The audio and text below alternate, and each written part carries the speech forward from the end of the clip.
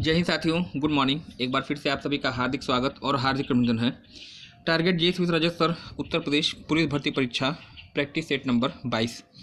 उम्मीद है कि आप सभी लोग अच्छे से होंगे और आप सभी लोग की पढ़ाई अंतिम अवस्था में होगी और लगभग सभी विषयों में जो है आपका रिवीजन स्टार्ट हो चुका होगा। चैनल पर पहली बार आए हैं, चैनल को सब्सक्राइब कर दीजिएगा, बेल आइकन को प्रेस कर दीजिए, क्योंकि ऐसे ही प्रतियोगी परीक्षाओं की दृष्टि से महत्वपूर्ण कंटेंट मैं आपको प्रोवाइड करता रहता हूं। आइए शुभारंभ करते हैं आज के इस सेशन का। देखिएगा, प्रश्न संख्या 1 की बात करिए। मॉडर्न हिस्ट्री से लिया गया क्वेश्चन है और ऐसे क्वेश्चन भी एग्जाम में मिलेंगे। प्रश्नों का स्तर ये होगा, निश्चित रूप से कॉपी पेन लेके बैठिएगा। जो चीज़ें आपको लगती हैं कि नई हैं, आपके नॉलेज से बाहर है, आपके पहुंच से बाहर हैं, उसको आप क्या करिएगा, नोट करिएगा, फेयर नोट्स में लिखिए और उसका रिवीजन करिएगा। निश्चित रूप से आप सफल होने जा रहे हैं, है ना। निम्नलिखित में से किस महिला क्रांतिकारी ने अपनी उपाधि ग्रहण करते समय अंग्रेज गवर्नर पे गोली चलाई थी? यह क्वेश्चन आपसे पूछा गया है। 4 महिलाओं का नाम दिया गया है और पूछा गया है कि किस महिला क्रांतिकारी ने अपनी उपाधि को ग्रहण करते समय अंग्रेज गवर्नर पे गोली चलाई थी। वीना दास हैं, शांति घोष हैं, सुनीति चौधरी हैं या फिर कल्पना दत्त है ना। इस प्रश्न का जो सीधा सा उत्तर आपका हो जाएगा ऑप्शन ए, यहाँ पे होने जा रहा है वीना दास, है ना। प्रश्न संख्या 2 की अगर बात करिएगा तो यहाँ पे जो है दिया गया है कि निम्नलिखित में से कौन सुमेलित है। 4 पुस्तक का नाम, 4 लेखक का नाम और कहा गया है कौन सुमेलित है वह आपको बताना है। कौन सही सुमेलित है वो आपको बताना है। Poverty un British rule in India की अगर बात करिएगा तो यह जो है यहाँ पे लाला लाजपत राय की पुस्तक दिया गया है और मैंने आपको कई बार बताया है कि poverty un British rule in India जो है यह दादा भाई नौरोजी की पुस्तक है। दादा भाई नौरोजी वही दादा भाई नौरोजी जिनको grand old man of India के नाम से जाना जाता है, भारत का वयोवृद्ध पुरुष कहा जाता है, भारत में राष्ट्रीय आय का अनुमान लगाने वाले पहले व्यक्ति और हाउस ऑफ कॉमन्स में चुने जाने वाले पहले व्यक्ति, है ना। तो इनकी पुस्तक आपकी poverty un British rule in India है, न कि लाला लाजपत राय की। अनहैप्पी इंडिया दादा भाई नौरोजी को दिया गया है, उल्टा हो गया है, ये भी आपका जो सुमेलित नहीं होगा। अनहैप्पी किसकी रचना है? तो ये लाला लाजपत राय की रचना होगी, है ना। द मैन हु डिवाइडेड रफ़ीक जकारिया दिया गया है और the guilty man of India's partition ये आपके संभवतः हैं नेताजी सुभाष चंद्र बोस, है ना। तो इसमें कौन सही सुमेलित है? यहाँ पे जो मुझे समझ में आ रहा है ऑप्शन सी आपका हो जाएगा right. The man who divided India, Rafiq Zakaria इसके लेखक होंगे, है ना। बाकी 3 पुस्तक आपकी सुमेलित नहीं है ना। चलिएगा, आप मुझे कमेंट सेक्शन में कमेंट करके बताइएगा इंडिया डिवाइडेड के लेखक कौन है। कमेंट सेक्शन में कमेंट करके आप मुझे बताएंगे। प्रश्न संख्या 3 की अगर बात कर लीजिएगा, देखिए एडजस्टमेंट करने के लिए दिया गया है। यहाँ पे पूछा गया है निम्नलिखित पर्वत को उनकी स्थिति के अनुसार दक्षिण से उत्तर के क्रम में एडजस्ट करना है ना। दक्षिण से उत्तर के क्रम में एडजस्ट करना है, नीचे से ऊपर की ओर बढ़ना है, पहले ये आपको ध्यान देना होगा। और 4 पर्वत कौन कौन से हैं? लद्दाख श्रेणी है, काराकोरम श्रेणी है, पीर पंजाल श्रेणी है या फिर जास्कर श्रेणी है। देखिए, चारों ही काराकोरम श्रेणी का पार्ट है, चारों ही जो है ट्रांस हिमालय का हिस्सा है। 3 ट्रांस हिमालय का और 1 आपका मध्य हिमालय का। देखिए, सबसे पहले अगर देखा जाए तो यहाँ पे आपकी आती है वो होगी काराकोरम श्रेणी, सबसे उत्तर में है। काराकोरम के नीचे आइएगा, लद्दाख श्रेणी का विस्तार पाया जाता है। लद्दाख के नीचे आइए, जास्कर का विस्तार पाया जाता है और सबसे लास्ट में आप आइएगा तो पीर पंजाल श्रेणी का विस्तार पाया जाता है ना। मध्य हिमालय का विस्तार है। तो काराकोरम सबसे उत्तर में, काराकोरम, लद्दाख, जास्कर। इसके लिए मैंने एक ट्रिक भी मैंने आपको बताया था, वो अरियोन मोर करेजा कहते हैं ना। करेजा मतलब कलेजा, क से काराकोरम, ल से लद्दाख और ज से जास्कर, है ना। पीर पंजाल सबसे दक्षिण में है, यानी पीर पंजाल से स्टार्टिंग आपकी होगी। सबसे नीचे आपका कौन आएगा? पीर पंजाल आएगा, मतलब 3 नंबर आपका सबसे नीचे होगा। इसके उत्तर में कौन है? तो जास्कर है, 3 4 आपका हो जाएगा। इसके बाद आपका लद्दाख आती है, 1 हो जाएगा और फिर 2 हो जाएगा। 34 12 आपको जहाँ दिखाई दे रहा है, दक्षिण से उत्तर का सीक्वेंस आपसे पूछा गया है। 34 12 मुझे दिखाई दे रहा है ऑप्शन सी में। यहाँ पे ऑप्शन सी हो जाएगा आपका बिल्कुल राइट। 3 4 1 2, यानी सबसे दक्षिण में पीर पंजाल, इसके उत्तर में जास्कर, फिर लद्दाख और सबसे ऊपर आपका काराकोरम, है ना। चलिएगा, आज के सेशन का चौथा क्वेश्चन जो आपका यहाँ पे दिया गया है, देखिए लंबा क्वेश्चन है, और जब लंबा क्वेश्चन है तो ध्यान से पढ़ने की ज़रूरत होती है।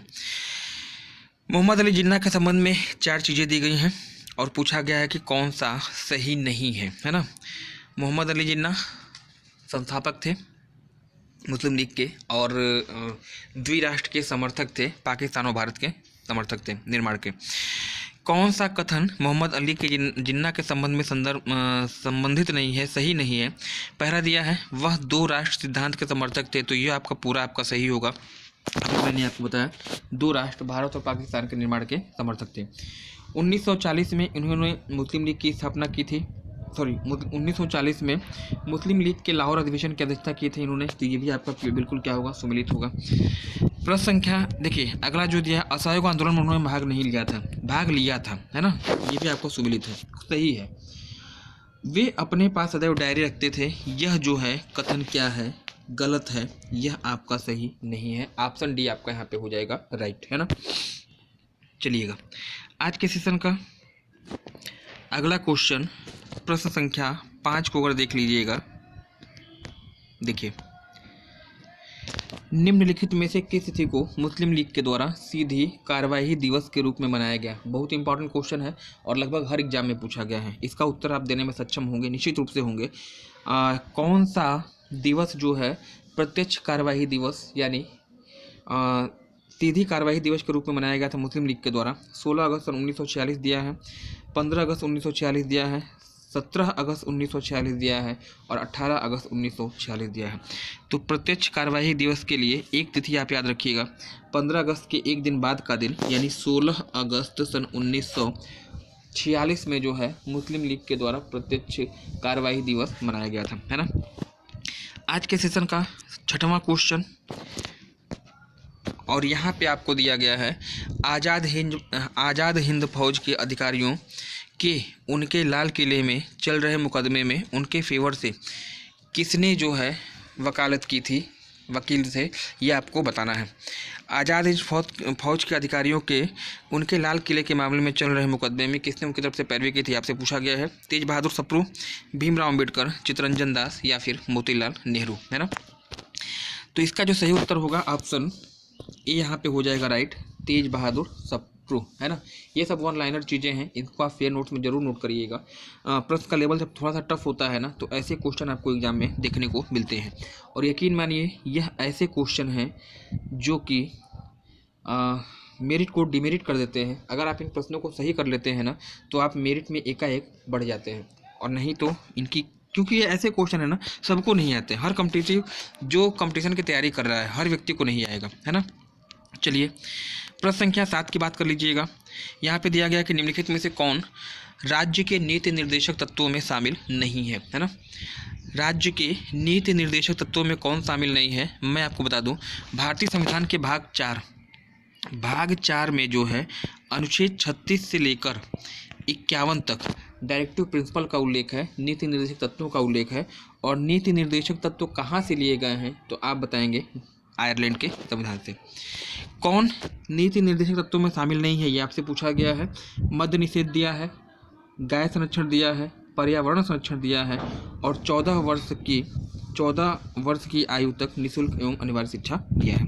कौन राज्य के नीति निर्देशक तत्वों में शामिल नहीं है, इसका जो सही उत्तर होगा ऑप्शन डी आपका यहाँ पर राइट होने जा रहा है, क्योंकि अनुच्छेद 21A है ना, अनुच्छेद 21A के तहत जो है आपका 86वां अमेंडमेंट होता है और इसके तहत 6 से 14 वर्ष के बालकों को निःशुल्क एवं अनिवार्य शिक्षा का प्रावधान किया जाता है। तो ये एक मौलिक अधिकार है, न कि नीति निर्देशक तत्व है।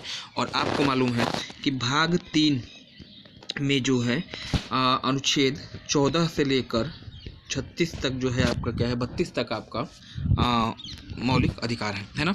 चलिएगा आज के सेशन का 8वां क्वेश्चन जो आपको यहाँ पे दिया गया है, पूछा गया है कि निम्नलिखित में से किस एक अधिनियम ने भारत में संघीय शासन की व्यवस्था दी थी, है ना। 4 अधिनियमों का नाम आपको दिया गया है और पूछा गया है किस एक अधिनियम के द्वारा भारत में संघीय शासन की व्यवस्था की गई थी। भारत शासन अधिनियम 1909 दिया है, भारत शासन अधिनियम 1919 दिया है, भारत शासन अधिनियम 1935 दिया है और उपरोक्त में से कोई नहीं, है ना। देखिए अगर बात करिए 1919। इस प्रश्न का जो सही उत्तर है संघीय व्यवस्था किसके तहत आई है, तो ऑप्शन सी आपका हो जाएगा राइट, भारत शासन अधिनियम 1935, है ना। इसी शासन अधिनियम के द्वारा ब्रिटिश भारत से म्यांमार को अलग किया गया था और इसी शासन अधिनियम के द्वारा जो है 1937 में दिल्ली में संघीय न्यायालय की स्थापना की जाती है और केंद्र में द्वैध शासन व्यवस्था की शुरुआत भी जो है वह इसी शासन अधिनियम के द्वारा की जाती है। 3 चीज़ें मैंने बता दी 1935 से जो प्रश्न आपके पूछे जाते हैं, है ना। इसके बाद अगर देखा जाए 1919 की भारत शासन अधिनियम 1919 की अगर आप बात करिएगा तो इसे मॉन्टेस्क्यू चेम्सफोर्ड सुधार पत्र के नाम से जाना जाता है और प्रांतों में द्वैध शासन की व्यवस्था आपकी यहीं से स्टार्ट होती है इसी अधिनियम के द्वारा।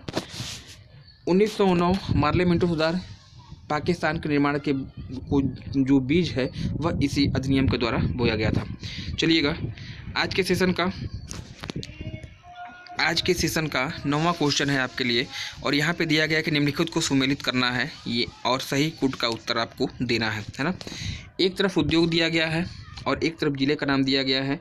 उत्तर प्रदेश स्पेशल से संबंधित यह क्वेश्चन होगा। एक तरफ उद्योग और एक तरफ जिला, है ना। लकड़ी के खिलौने, खेल का सामान, पीतल की चूड़ियाँ और दिया सलाई, है ना। जिले में 4 जिले हैं, मेरठ, बरेली और वाराणसी और मथुरा, है ना।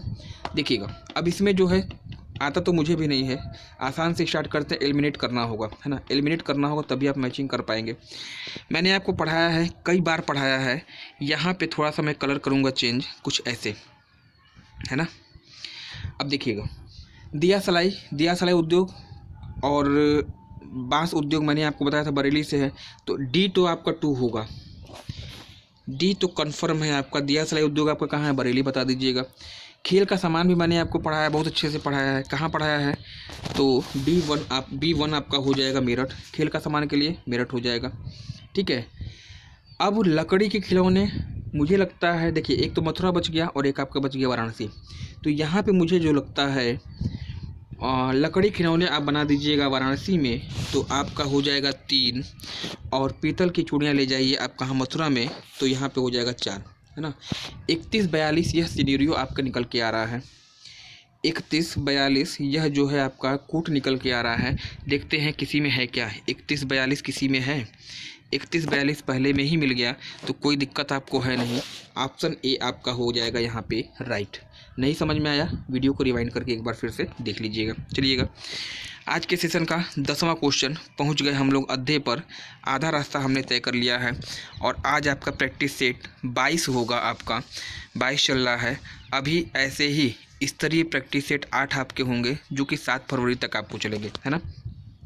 मैंने आप लोग के लिए बहुत कुछ सोचा है और प्रैक्टिस सेशन के समाप्त होने के बाद शुरू होगा आपका करंट अफेयर्स के क्विज सेक्शन, जिसमें कि 10 या 15 क्वेश्चन आपके होंगे और एक्सप्लेनेशन आपका हूबहू सेम टू सेम ऐसे ही होगा, ताकि वहाँ से भी प्रश्न आपके फंस सकें। क्योंकि मैंने जिम्मेदारी ली है कि 38 में से 38 क्वेश्चन आपको दिलवाने हैं किसी भी हालत में।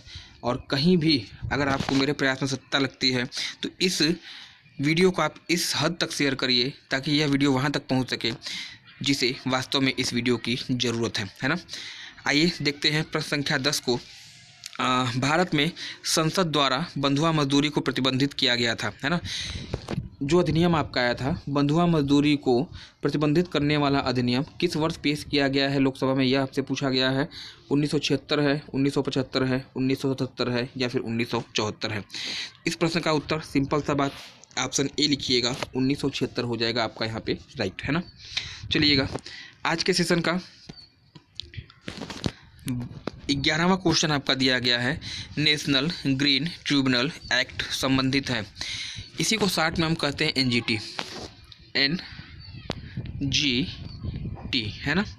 NGT यानी नेशनल ग्रीन ट्रिब्यूनल 2010 में इसकी स्थापना हुई थी और इसका हेडक्वार्टर कहाँ पे है, तो आप बताएंगे नई दिल्ली में। पूछा गया है कि निम्नलिखित में से नेशनल ग्रीन ट्रिब्यूनल एक्ट संबंधित है, किससे संबंधित है, ग्रीन ईंधन के उपयोग से, ऊर्जा के वैकल्पिक स्रोतों को प्रोत्साहित करने से, पर्यावरण संरक्षण से या फिर ग्रीन कोटों के सृजन से। तो इस प्रश्न का जो सही उत्तर है NGT का संबंध किससे है, पर्यावरण संरक्षण से आपका यहाँ पे हो जाएगा राइट, है ना। चलिएगा प्रश्न संख्या 12 की आप बात कर लीजिए। यूपी स्पेशल का क्वेश्चन है, जनगणना से संबंधित क्वेश्चन है, और जनगणना में भी अगर देखा जाए तो पूछा गया है, कुछ विचित्र टाइप का क्वेश्चन है, बता लेंगे इसके बाद भी आप लोग, मुझे पूरा विश्वास है। पूछा गया है साक्षरता की दृष्टि से उत्तर प्रदेश का देश में कौन सा स्थान है ना। साक्षरता की दृष्टि से उत्तर प्रदेश का देश में कौन सा स्थान है। 30वां दिया है, 29वां दिया है, 31वां दिया है और 32वां दिया है ना। पहले मैं कुछ चीज़ें आपको बता दूं। यूपी की जो ओवरऑल साक्षरता है, उत्तर प्रदेश की जो कुल साक्षरता है 67% है ना, प्लस इसमें करिएगा 10 जोड़िएगा, बन जाएगा 77%, और यह बन जाती है पुरुषों की साक्षरता। इस ओवरऑल में से घटाइए 10 और बन जाएगी 57%, और ये आपकी हो जाएगी महिला साक्षरता, है ना। पूछा जाता है, याद रखिएगा। ओवरऑल साक्षरता कितनी है? 67%। 77% पुरुषों की साक्षरता है और 57% आपकी महिलाओं की साक्षरता है। अगर आपसे पूछ दे उत्तर प्रदेश का सर्वाधिक साक्षरता वाला जिला, आप गौतम बुद्ध नगर बताएंगे, और अगर आपसे पूछ दे उत्तर प्रदेश का सबसे कम साक्षरता वाला जिला, आप श्रावस्ती बताएंगे। उत्तर प्रदेश का सर्वाधिक पुरुष साक्षरता वाला जिला गौतम बुद्ध नगर, उत्तर प्रदेश का न्यूनतम पुरुष साक्षरता वाला जिला श्रावस्ती, उत्तर प्रदेश का सर्वाधिक महिला साक्षरता वाला जिला कानपुर नगर, और उत्तर प्रदेश का सबसे कम महिला साक्षरता आपका श्रावस्ती, है ना। मतलब श्रावस्ती जो है आपका सबसे कम साक्षरता की दृष्टि से सबसे लोअर पायदान पे है ना। प्रश्न क्या पूछा गया था? साक्षरता की दृष्टि से उत्तर प्रदेश का देश में कौन सा स्थान है? 30वां, 29वां, 31वां या फिर 32वां? यहाँ पे उत्तर आपका हो जाएगा राइट, ऑप्शन बी, है ना। ऑप्शन बी आपका सही होगा। 29वें नंबर पे हम हैं। सबसे अधिक साक्षरता केरला की है, लक्षद्वीप की सबसे अधिक आपकी होगी केंद्र शासित प्रदेशों में। कमेंट सेक्शन में आप कमेंट करके बताइएगा उत्तर प्रदेश का स्थान, एक तो जनसंख्या घनत्व के आधार पर, जनसंख्या घनत्व की दृष्टि से उत्तर प्रदेश का देश में कौन सा स्थान है, और एक आप मुझे बताएंगे दशकीय वृद्धि, डेकाडल ग्रोथ के आधार पर जो है उत्तर प्रदेश का स्थान देश में क्या है। आप मुझे कमेंट सेक्शन में कमेंट करके बताइएगा। यदि आप इस प्रश्न का उत्तर देते हैं तो निश्चित रूप से जो है आपकी तैयारी बहुत ही हाई लेवल की है ना। चलिए प्रश्न संख्या 13 की बात कर लीजिएगा। सूची 1 को सूची 2 से सम्मिलित कीजिएगा और दिए गए कूट का सही उत्तर आपको देना है ना। ऐसे क्वेश्चन भी आपको मिलेंगे। प्रश्नों का स्तरीय है, निश्चित रूप से है। एक तरफ कोयला खदान दिया गया है और दूसरी तरफ नदी घाटियाँ दिया गया है ना। आपको मालूम है कि जो भारत में जो कोयला क्षेत्र है ना, वह किसी न किसी नदी घाटी से रिलेटेड है। कौन सा कोयला क्षेत्र किस नदी घाटी में है वो आपसे पूछा जाता है, और वही यहाँ पे आपसे पूछा गया है ना। कौन कौन से कोयला खदान है? तलचर आपका दिया है, बाराकर दिया है, उमरिया दिया है और सिंगरैनी दिया है ना। गोदावरी बेसिन, सोन बेसिन, दामोदर बेसिन और महानदी बेसिन, है ना। प्रश्नों का स्तर, इस प्रश्न के लिए जो है मैं आपको थोड़ा वेट करूंगा आपके कमेंट को। फिलहाल मैं मिलाता हूं, देखते हैं। तलचर कोयला क्षेत्र मैंने आपको पढ़ाया है अच्छे से, और ये कहाँ आपका पड़ता है, तलचर कोयला क्षेत्र पड़ता कहाँ पे है? तो ये उड़ीसा में है, और उड़ीसा में नदी कौन सी होगी? तो उड़ीसा में तो आपकी होगी महानदी। तो जाहिर सी बात है कि तालचर को ले जाइए कहाँ पर? महानदी बेसिन में, यानी आपका ए का हो जाएगा 4। बाराकर कोयला क्षेत्र झारखंड में है, और झारखंड में कौन सी बेसिन होगा? नदी बेसिन होगा, दामोदर होगा, यानी बी का हो जाएगा 3, है ना। उमरिया कोयला क्षेत्र कहाँ पड़ता है? मध्य प्रदेश में है, और उमरिया कोयला क्षेत्र मध्य प्रदेश में है। और मध्य प्रदेश में कौन सी नदी घाटी है? तो सोन नदी घाटी है, 2 बता दीजिएगा। और सिंगरैनी कोयला क्षेत्र आंध्र प्रदेश में पड़ता है, और आंध्र प्रदेश में कौन सी नदी बेसिन होगी? तो आप बताएंगे गोदावरी बेसिन, यानी 1। 4, 3, 2 और 1, यह आपका सिनेरियो निकल के आ रहा है, यह आपका कूट निकल के आ रहा है। क्या किसी में ये आपको दिखाई देगा? जिसमें दिखाई देगा वह आपका उत्तर क्या होगा? सही होगा। 43-21 याद रखिएगा। 43-21 आप याद रखेंगे, और 43-21 मुझे आपको पहले में ही दिखाई दे रहा है। निश्चित रूप से आपका उत्तर यहाँ पे ए हो जाएगा, 43 और 21, है ना। कितने आसानी से पेपर चालू हो जाता है यहाँ बैठे बैठे। ऐसे ही अगर एग्जामिनेशन हॉल में हो जाए तब तो उसका मज़ा ही कुछ और हो जाएगा ना। चलिए प्रश्न संख्या 14 की बात कर लीजिएगा। दिया गया है कि निम्नलिखित में से पालघाट दर्रा किन 2 पहाड़ियों के बीच में स्थित है ना। किन 2 पहाड़ियों के बीच में मध्य में स्थित है पालघाट दर्रा। पालघाट की लोकेशन तो है केरल में, ये तो कन्फर्म है। केरल को तमिलनाडु से जोड़ता है, यह भी कन्फर्म है। अब समस्या हो गई किन दो पहाड़ियों के बीच में स्थित है, यह आपसे पूछ लिया गया है। अगर मैं पूछ देता कि पालघाट दर्रा किस राज्य में है तो 99% लोग पहले केरल लिख देते, लेकिन यहाँ पे तो लिखने कोई सवाल ही नहीं समझ में आ रहा है ना। क्या दिया है, अन्नामलाई इलायची के बीच में पालघाट दर्रा किन दो पहाड़ियों के बीच में है। ऑप्शन आपका दिया है अन्नामलाई और इलायची की पहाड़ी के बीच में, पालनी की पहाड़ी शिवराई की पहाड़ी के बीच में, पालनी की पहाड़ी जवादे की पहाड़ी के बीच में और नीलगिरी और अन्नामलाई के बीच में, है ना। देखिए इस प्रश्न का जो सही उत्तर है अन्नामलाई और इलायची के बीच में जो गैप आपका है उसे आप कहते हैं कार्डेमम। मैंने आपको प्रॉपर पढ़ाया है, प्रॉपर मैंने ऑफलाइन क्लास में बताया है। कार्डेमम सेनकोट्टा गैप ना, इलायची की पहाड़ी को कार्डेमम की पहाड़ी भी कहते हैं। और इलायची की पहाड़ी अन्नामलाई के बीच में कौन सा गैप है तो आप बताएंगे सेनकोट्टा, है ना। सेनकोट्टा गैप आपका स्थित है केरल में और इन दो पहाड़ी के बीच में है। प्रश्न पूछा गया है पालघाट दर्रा के लिए, तो पालघाट दर्रा नीलगिरी और अन्नामलाई की पहाड़ी के बीच में स्थित है। ऑप्शन डी हो जाएगा आपका यहाँ पे राइट, है ना। कमेंट सेक्शन में आप मुझे कमेंट कीजिएगा पालनी की पहाड़ी और शिवराय की पहाड़ी दोनों ही तमिलनाडु में है, इतना तो आप परिचित हैं ही। पालनी की पहाड़ी में कौन सा हिल स्टेशन है और शिवराय की पहाड़ी में कौन सा हिल स्टेशन है, कमेंट सेक्शन में आप कमेंट करके मुझे बताएंगे। आपके उत्तर का मैं प्रतीक्षा करूंगा, है ना। चलिएगा आज के सेशन का यहाँ पे 15वां क्वेश्चन ज्योग्राफी से, भूगोल से लिया गया क्वेश्चन है। रसेदार फल किस प्रकार की जलवायु की विशेषता है ना। रसेदार फल संतरा हो गया, लीची हो गया, यह किस प्रकार की जलवायु की विशेषता है। भूमध्य रेखीय जलवायु, चीन तुल्य जलवायु, सवाना तुल्य जलवायु या फिर भूमध्य सागरीय जलवायु, है ना। तो रसेदार फल किस प्रकार की जलवायु मिलते हैं, ऑप्शन डी होगा यहाँ पे आपका राइट, भूमध्य सागरीय जलवायु यहाँ पे उत्तर सही हो जाना चाहिए, है ना। आज के सेशन का 16वां क्वेश्चन देखिए, आज के सेशन का 16वां क्वेश्चन, भारत का अंटार्कटिका अनुसंधान केंद्र स्थित है। भारत का अंटार्कटिका अनुसंधान केंद्र स्थित है, कहाँ पर स्थित है। दक्षिण गंगोत्री है, मैत्री है या फिर भारती है या फिर गोवा है ना। मैं जान रहा हूँ कि इस प्रश्न के उत्तर के लिए बहुत लोग जो हैं, मैक्सिमम लोग जो हैं दक्षिण गंगोत्री को टिक कर रहे हैं और वह जो है उत्तर क्या है आपका गलत है। ना तो इसका उत्तर दक्षिण गंगोत्री होगा, ना तो इसका उत्तर मैत्री होगा, ना तो इसका उत्तर भारती होगा। तब इस प्रश्न का उत्तर क्या होगा, बच गया गोवा। गोवा की राजधानी पणजी में जो है आपका भारत का अंटार्कटिका अनुसंधान केंद्र स्थित होगा, है ना। चलिएगा दक्षिण गंगोत्री, मैत्री और भारती तब क्या है, यह तीनों भारत सरकार के द्वारा अंटार्कटिका महाद्वीप में स्थापित अस्थायी शोध केंद्र हैं और तीनों ही आपके एग्जाम में बहुतायत में पूछे जाते हैं, हर एग्जाम में पूछे जाते हैं। आज के सेशन का 17वां क्वेश्चन दिया गया है, निम्नलिखित में से कौन सुमेलित नहीं है। निम्न में से कौन सुमेलित नहीं है यह आपसे पूछा गया है। ज्ञानचंद्र जैन दिया है उर्दू साहित्य, रसखान दिया है उर्दू साहित्य, सविता देवी दिया है संगीत और नृत्य कला और सतीश चंद्र दिया है चित्रकला, है ना। सिंपल सी बात है, बचपन से आप पढ़ते आ रहे हैं कौन सुमेलित नहीं। इसका उत्तर भी थोड़ा सा अगर आप दिमाग लगाएंगे ना तो आपको पता चल जाएगा। रसखान कभी उर्दू साहित्य से संबंधित नहीं थे। रसखान आप लोग हाई स्कूल इंटर में पढ़ते आए हैं, इनका संबंध हिंदी से है न कि उर्दू साहित्य से है।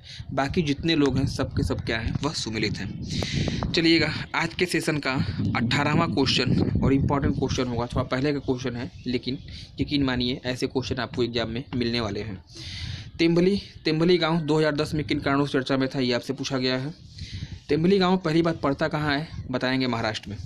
किस लिए इस चर्चा में था, कृषक समूह की आत्महत्या के लिए, जुगनू परियोजना से, आधार परियोजना से या फिर उपरोक्त में से कोई नहीं। इस प्रश्न का जो सही उत्तर आपका होगा, पहला आधार कार्ड जो है महाराष्ट्र के तेम्बली गाँव में दिया जाता है और 2010 में। तो ये किस लिए चर्चा में था, इसी आधार परियोजना की वजह से। आज के सेशन का 19वां क्वेश्चन आपके लिए होगा यहाँ पे, उत्तर प्रदेश में निम्नलिखित में से किस स्थान पर नाभिकीय ऊर्जा परियोजना स्थित है। किस स्थान पर नाभिकीय ऊर्जा परियोजना स्थित है, ये आपसे पूछा गया है। ओबरा है, पनकी है, हरदुआगंज है या फिर नरौरा है। तो नाभिकीय ऊर्जा मैंने आपको पढ़ाया है, ऑप्शन डी होगा यहाँ पे राइट। बुलंदशहर के नरौरा में आपका नाभिकीय ऊर्जा संयंत्र है। इसके अलावा ओबरा हो, पनकी हो, यहाँ पे जल विद्युत है। हरदुआगंज आपका अलीगढ़ में पड़ता है ना। आज के सेशन का अंतिम क्वेश्चन, और आज पहुंच गए हम लोग एकदम मुहाने पर, और इसी तरह आप लोग का सहयोग रहेगा तो आने वाले 30 सेट भी इसी तरह से अच्छे से आपके पूरे हो जाएंगे, है ना। 20 देखिए, doctor Bhimrao Ambedkar institute of technology for handicapped किस शहर में स्थित है, यह आपसे पूछा गया है ना। Doctor Bhimrao Ambedkar institute of technology for handicapped किस शहर में स्थित है। अगर आप आगरा लगाते हैं तो गलत होगा, अगर आप लखनऊ लगाते हैं तो गलत होगा। इस प्रश्न का जो सही उत्तर आपका है ऑप्शन सी, कानपुर में, है ना। कानपुर में इसकी लोकेशन है। आगरा में भीमराव अंबेडकर यूनिवर्सिटी है, और लखनऊ में क्या है, तो लखनऊ में अंबेडकर पार्क है, अंबेडकर केंद्रीय विश्वविद्यालय है ना। तो ये रहा एक बेहतरीन सेशन। उम्मीद है कि आपको पसंद आया होगा। चैनल पे अगर पहली बार आए हैं, चैनल को सब्सक्राइब कर दीजिएगा, बेल आइकन को प्रेस कर दीजिएगा, क्योंकि ऐसे ही प्रतियोगी परीक्षाओं की दृष्टि से महत्वपूर्ण कंटेंट मैं आपको प्रोवाइड करता रहता हूँ। धन्यवाद। इस वीडियो को अधिक से शेयर करिए ताकि यह वीडियो वहाँ तक पहुँच सके जिसे वास्तव में इस वीडियो की आवश्यकता है। ओके, धन्यवाद। Thanks for joining me.